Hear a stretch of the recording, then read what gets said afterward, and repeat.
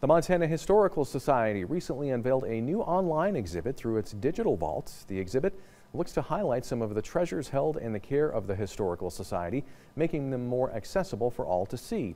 As MTN's Melissa Jensen reports, its title is fitting: Appropriate, Curious, Rare Montana History, Object by Object.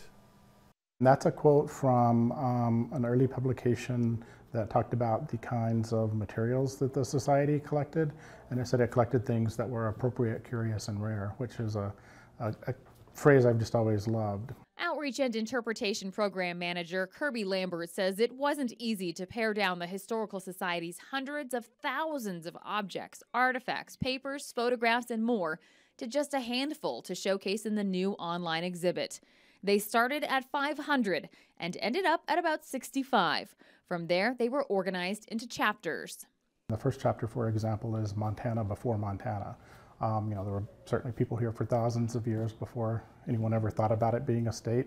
Native Americans, of course. But then people like Lewis and Clark were here long before the concept of Montana.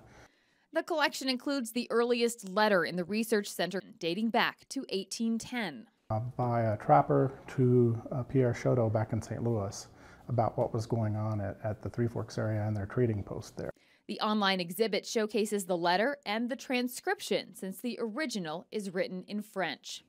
Lambert says among his favorites is a skull carving done by Father Anthony Ravalli in 1870, known as Memento Mori, a reminder of mortality.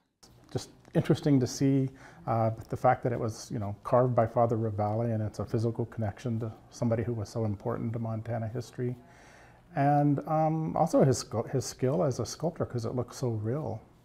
Lambert hopes the online exhibit will reach across Montana and beyond. So we do hope that it reaches people who can't come here, but also increases visitation to the Society. Melissa Jensen, MTN News, Helena.